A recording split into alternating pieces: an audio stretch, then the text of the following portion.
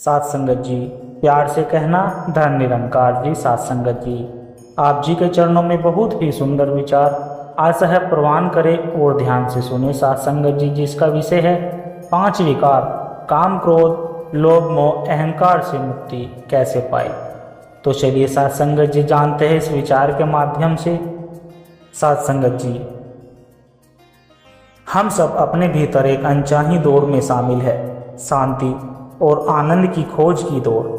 हम बाहर की दुनिया में सब कुछ जीत लेना चाहते हैं साथ संगत जी, पर अपने ही मन के भीतर बैठे 5 अदृश्य शत्रुओं से हम दिन हार जाते हैं, हर दिन हार जाते हैं। यह शत्रु है काम यानी वासना, क्रोध यानी गुस्सा, लोभ यानी लालच, मोह यानी आसक्ति और अहंकार यानी घमंड। साथ संगत जी, वह 5 विकार है जो हमारी ऊर्जा को सोख लेते हैं, हमारे विवेक को हार लेते हैं और हमें उस आनंद से दूर कर देते हैं जिसके हम सच्चे अधिकारी हैं। साथ संगत जी, मन में अक्सर सवाल उठता है, कैसे पाए इनसे छुटकारा? क्या इन्हें दबा देना ही एकमात्र उपाय है या कोई ऐसा सहज मार्ग है जिस पर चलकर इन्हें जीता जा सकता है? क्या महान संतों ने इस रहस्य को सुलझाया है? साथ संगत जी, तो आइए इन्हीं प्रश्नों के उत्तर खोजने के लिए हम कल्पना के रथ पर बैठकर मध्यकाल की पवित्र नगरी काशी के एक शांत गंगा घाट पर चलते हैं। साथ संगत जी, और 2 महान आत्मज्ञानी संतों रविदास और कबीर के बीच हो रहे इस अद्भुत संवाद के साक्षी बनते हैं। साथ संगत जी, स्थान है काशी का गंगा घाट। सूर्योदय का समय, गंगा की लहरें सोने की तरह चमक रही है। वातावरण में एक दिव्य शांति और पवित्रता घुली हुई है। संत रविदास अपनी कठौती में चमड़ा भिगो रहे हैं और उनका ध्यान गंगा के अंत प्रवाह पर है। उनके मुख पर एक गहरा प्रसन्न है। पास ही अपने करघे पर बैठे संत कबीर की आंखें बंद हैं, मानो वे सृष्टि के ताने बाने को अपने भीतर ही बुन रहे हो। साथ संगत जी, रविदास शांत किंतु गहरी आवाज में, कबीर, यह दुनिया एक अजब तमाशा है। हर कोई सुख की चाह में दौड़ रहा है, पर हर कदम उसे दुख की ओर ही ले जा रहा है। मन शांति चाहता है पर क्रम अशांति के करता है। यह मन का कैसा उलझाव है। कबीर धीरे से आंखें खोलते हुए, उनकी दृष्टि में अपार करुणा है। साथ संगत जी, रविदास, यह उलझाव नहीं, मन पर पड़े 5 गहरे दाग है। इन्हीं को हम काम क्रोध लोभ मोह और अहंकार कहते हैं। यह वह 5 विकार है जो हमारी ऊर्जा को सोख लेते हैं, हमारे विवेक को हर लेते हैं और हमें उस आनंद से दूर कर देते हैं जिसके हम सच्चे अधिकारी हैं। मन में अक्सर सवाल उठता है, कैसे पाए इनसे हम छुटकारा? क्या इन्हें दबा देना ही एकमात्र उपाय है या कोई ऐसा सहज मार्ग है जिस पर चलकर इन्हें जीता जा सकता है? क्या महान संतों ने इस रहस्य को सुलझाया है? रविदास, बिल्कुल सही कहा। इनमें सबसे पहला और सबसे चंचल चोर है काम। यह ऐसी आग है जिसे भोग का घी और भटकता है। यह कभी तर्क नहीं होता, यह बुद्धि भर ऐसा पर्दा डाल देता है कि इंसान सही गलत का भेद भूल जाता है। इस पर काबू पाने का सहज रास्ता क्या है? कबीर एक रहस्यमय मुस्कान के साथ, रविदास, आग को आग से नहीं बुझाती, पानी से बुझाते हैं। काम की आग को दबाने से वह भीतर ही भीतर सुलगती है और मौका पाकर दुगने वेग से भड़कती है। इसका उपाय दमन नहीं, दिशा बदलना है। देखो रविदास, जब मन की चाहत की नदी संसार के नश्वर सुखों की ओर बहती है तो वह काम है और बंधन का कारण बनती है।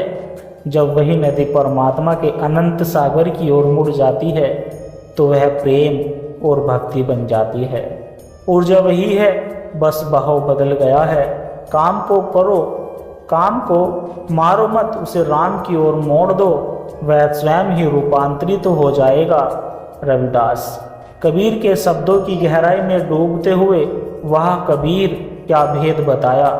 काम को राम की दिशा दे दो, यह जो जड़ की, यह तो जड़ पर ही प्रहार है। कुछ क्षण चुप रहकर पर उस क्रोध का क्या करे जो एक पल में वर्षों की साधना और प्रेम को जलाकर राख कर देता है। यह विवेक का सबसे बड़ा शत्रु है। यह उठता कहाँ से और शांत कैसे होता है। कबीर गंभीरता से। रविदास, क्रोध की जड़ हमारे छोटे से मैं में है। जब दुनिया इस मैं की मर्जी के हिसाब से नहीं चलती तो यह मैं चोट खाकर चीखता है। वही चीख क्रोध है। इसका उपाय है जागकर देखना। जब क्रोध उठे तो उससे लड़ो मत, उसमें बहो भी मत। बस एक गवाह के बनकर चुपचाप उसे देखो। देखो कि वह तुम्हारे भीतर कैसे एक लहर की तरह उठता है और बिना कुछ किए अपने आप ही शांत हो जाता है। जैसे कि तुम देखने वाले बन जाते हो, तुम पाओगे कि तुम क्रोध नहीं, क्रोध को देखने वाले हो। सत्संग जी, यही दूरी आते ही क्रोध की शक्ति समाप्त हो जाती है। क्रोध हाथ में रखा अंगारा है जो दूसरों पर फेंकने से पहले खुद के हाथों को ही जलाता है। सत्संग जी, जागकर देखने वाला उस अंगारे को हाथ में उठाता ही नहीं। रविदास, कृतज्ञता से सिर झुकाते हुए अद्भुत काम की ऊर्जा को मोड़ना और क्रोध को जागकर देखना तो बड़े शत्रुओं का भेद तो आज अपने आप ने खोल दिया। पर अभी लोभ का अतः गड्ढा, मोह का महीन जाल और इस सब का सरदार छिपा हुआ अहंकार बाकी है। उनकी पहेली कैसे सुलझेगी। रविदास के प्रश्न को सुनकर और उनकी आंखों में झांककर, रविदास, तुमने ठीक पहचाना। काम और क्रोध तो प्रकट शत्रु है, दिख जाते हैं, पर लोभ तो एक अंतहीन गड्ढा है जिसे भरने की कोशिश में इंसान खुद ही उसमें गिर जाता है। रविदास, हाँ कबीर, यह लोभ ही तो है जो सम्राट को भी भिखारी बनाए रखता है। जिसके पास जितना होता है उसकी भूख उतनी ही बढ़ जाती है। इसका अंत कहाँ है। इस अंतहीन दौड़ से मुक्ति कैसे मिलेगी। कबीर मुस्कुराते हुए, रविदास, मुक्ति दौड़कर नहीं रुककर मिलती है। लोभ का जन्म भीतर के खालीपन से होता है। इंसान सोचता है कि बाहर की चीज़ों से वह इस खालीपन को भर लेगा, पर यह तो फूटे बड़े में घड़े में पानी भरने जैसा है। तुम जितना भरोगे घड़ा उतना ही खाली होता जाएगा। कबीर पास पड़ी एक सूखी लकड़ी उठाते हैं। इसका उपाय बाहर नहीं भीतर है, कहते हैं। जिस दिन मनुष्य ने अपने भीतर छिपे संतोष के खजाने को पहचान लिया, उस दिन उसे सारी दुनिया की दौलत धूल बराबर लगती है। लोभ पाने की दौड़ है और संतोष होने का आनंद है। जिस क्षण तुम इस सत्य को जान लेते हो कि तुम्हारी असली दौलत तुम्हारे भीतर है, उसी क्षण लोभ की दौड़ समाप्त हो जाती है। जब आगे संतोष, धन सब धन धूरी, सम्मान। रविदास गहरी सोच में संतोष भीतर का खजाना आपने तो लोभ की जड़ ही उखाड़ दी। जो अपने आप में भरा हुआ है उसे बाहर की क्या जरूरत। किंतु कबीर उस मोह का क्या करे। यह तो रेशम के धागे की तरह है, बड़ा कोमल लगता है पर बहुत मजबूती से बंधता है। यह मीठे जहर है जो धीरे धीरे आत्मा की सारी स्वतंत्रता छीन लेता है। सत्संग जी,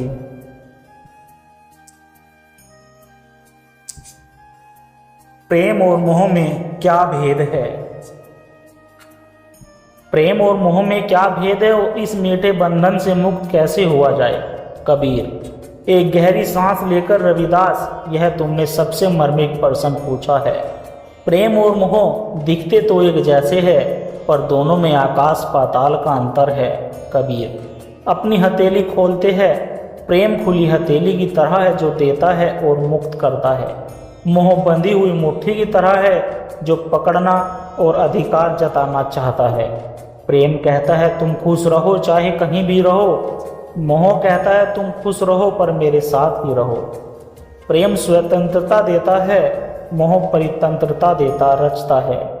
इसका उपाय वैराग्य या भागना नहीं है, बल्कि समझ को गहरा करना। संसार में रहो, अपने सारे कर्तव्य निभाओ, सबसे प्रेम करो, पर यह बोध सदा बनाए रखो कि यहाँ कुछ भी तुम्हारा नहीं।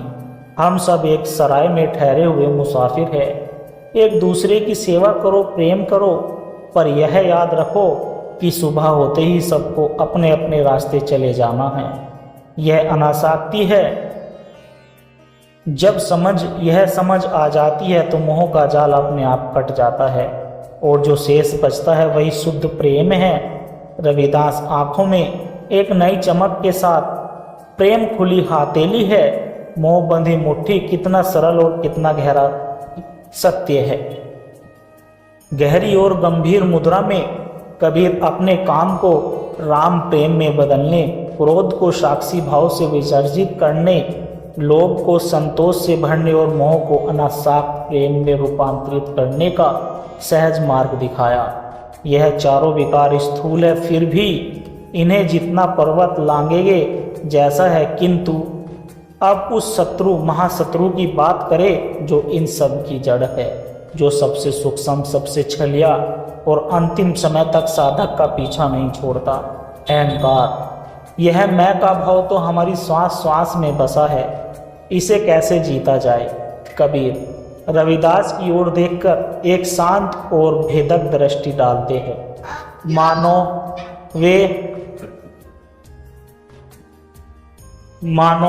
वे रविदास के भीतर बैठे उसी मैं को देख रहे हो। रविदास, तुमने बिल्कुल सही कहा। अहंकार कोई भारी शत्रु नहीं, यह तो हमारे होने का केंद्र बना बैठा है। काम, क्रोध, लोभ, मोह, यह सब इसी मैं की शाखाएं है। जब तक जड़ हरी है, शाखाएं काटते रहने से कोई लाभ नहीं, वे फिर फूट पड़ेगी। अहंकार का स्वभाव बड़ा विचित्र है। तुम इसे मारने की कोशिश करोगे तो यह मैं मरने वाला हूँ इसी भाव से और शक्तिशाली हो जाएगा। तुम त्याग करोगे तो यह मैं त्यागी हूँ का रूप धारण कर लेगा। आवाज बंद कर लेगा। तुम ज्ञान अर्जित करोगे तो यह मैं ज्ञानी हूँ का वस्त्र ओढ़ लेगा। यहाँ तक कि भक्ति करने पर यह मैं भक्त हूँ का सूक्ष्म रूप लेकर बैठ जाता है। साथ संगत जी यह इतना धूर्त है कि विनम्रता का भी अहंकार पाल लेता है। रविदास चिंतित स्वर में, तो फिर उपाय क्या है कबीर? यदि इसे मारने से पहले या और बढ़ता है तो इस अदृश्य शत्रु से मुक्ति कैसे हो? यह तो ऐसा अंधेरा है जिसे मिटाने के लिए जलाया गया दिया भी अपनी छाया बना लेता है। कबीर एक रहस्यपूर्ण मुस्कान के साथ, रविदास, अंधेरे से लड़ा नहीं जाता, बस प्रकाश ले आया जाता है। अंधकार से लड़ने की आवश्यकता नहीं, उसे समझने की आवश्यकता है। लड़ने में तुम और अहंकार दो हो जाते हो और यही तो वह चाहता है। इसका एकमात्र उपाय है समर्पण। मैं का भाव तभी तक है जब तक तू का बोध नहीं हुआ। भक्ति और सेवा ही अहंकार को गलाने की एकमात्र भट्टी है। जब भक्त अपने प्रभु के प्रेम में इतना डूब जाता है कि उसे अपना कोई भान नहीं रहता, तब मैं मिट जाता है और केवल तू ही शेष रह जाता है। कबीर अपने करघे की ओर इशारा करते हैं कि देखो इस धागे को, जब तक यह अकेला है तब तक अपना अस्तित्व है, पर जब यह ताने बाने में मिलकर एक सुंदर वस्त्र का रूप ले लेता है तब इसका अलग अस्तित्व कहाँ बचता है। यह पूरे वस्त्र का ही एक हिस्सा बन जाता है। इसी प्रकार जब व्यक्ति अपनी छोटी सी मैं की नदी को परमात्मा के विराट सागर में विलीन कर देता है तो वह नदी नहीं रहती, सागर ही हो जाती है। यही है मैं का तू में मिलन हो जाना। साथ संगत जी, सेवा भाव अहंकार को गलाने का सबसे सरल और अचूक मार्ग है। जब तुम बिना किसी कर्ता भाव के निष्काम होकर किसी की सेवा करते हो तो मैं कर रहा हूँ यह भाव धीरे धीरे मिटने लगता है। तुम बस एक माध्यम, एक निमित्त मात्र रह जाते हो। जैसे बांसुरी स्वयं नहीं गाती, गाने वाला तो कोई और है, वह तो बस एक खोखला माध्यम है। ठीक वैसे ही जब तुम स्वयं को शून्य कर लेते हो तो परमात्मा तुम्हारे माध्यम से स्वयं प्रकट होने लगता है। जब मैं था तब हरि नहीं, अब हरि है मैं नहीं। प्रेम गली अति सक्रिय, तमोद नाही समाही। रविदास आंखें बंद कर लेते हैं, उनका चेहरा एक गहरी शांति और समझ से तमक रहा था। साथ संगत जी, समर्पण सेवा, स्वयं को शून्य कर लेना, वह कबीर वह। आपने तो परम रहस्य का ताला ही खोल दिया। मैं को मारने का प्रयास ही मैं को जिलाए रखता है। साथ संगत जी, मैं को परमात्मा के चरणों में समर्पित कर देना ही उसका एकमात्र मृत्यु है। रविदास अपने कठौती में पड़े जल को देखते हैं और फिर उसे उठाते हैं जैसे यह जल जब तक कठौती में है यह कठौती का जल है। इसकी अपनी एक पहचान है, एक सीमा है, पर यह जल जब इस गंगा में मिला दूंगा तो यह गंगा ही हो जाएगा। फिर इसका अलग अस्तित्व कहाँ, इसका अहंकार कहाँ। सासंगत जी, कबीर प्रसन्नता से सिर हिलाते हुए, बस यही सार है रविदास, यही परम ज्ञान है। 5 विकारों का मूल अहंकार है और अहंकार का विसर्जन समर्पण में है। जिसने स्वयं को उस विराट सत्ता को सौंप दिया उसके लिए फिर कोई विकार नहीं, कोई बंधन नहीं। वह जीता हुआ भी मुक्त है, कर्म करता हुआ भी अकर्ता है। वह इस संसार में ऐसे रहता है जैसे कमल का पत्ता जल में रहता जल में है, पर जल उसे छू नहीं पाता। दोनों संत मौन हो जाते हैं। साथ संगत जी, गंगा शांत भाव में बह रही होती है। दोपहर का सूरज उन दोनों आत्मज्ञानी संतों पर अपनी सुनहरी किरणें बखेर रहा है। मानव प्रकृति भी इस दिव्य ज्ञान चर्चा की साक्षी बनकर धन्य हो गई हो। मन के 5 महाशत्रुओं पर विजय पाने का शाश्वत मार्ग आज इस गंगा के तट पर प्रकट हो गया था। साथ संगत जी, प्यार से कहना धन निरंकार जी। साथ संगत जी, आशा करता हूँ आपको यह विचार अच्छे लगे हैं। अगर अच्छे लगे हो तो वीडियो को लाइक करें, शेयर करें, कमेंट बॉक्स में धन निरंकार जी लिखकर साथ संगत जी अपने विचार साझा जरूर करें और दास के चैनल को भी सब्सक्राइब जरूर कर ले और दास को आशीर्वाद दे। हर रोज आप जी के चरणों में ऐसे ही सुंदर सुंदर प्रेरणादायक कहानी विचार लेकर आता रहूं। साथ संगत जी, बड़े प्यार के साथ कहना जी, धन निरंकार जी।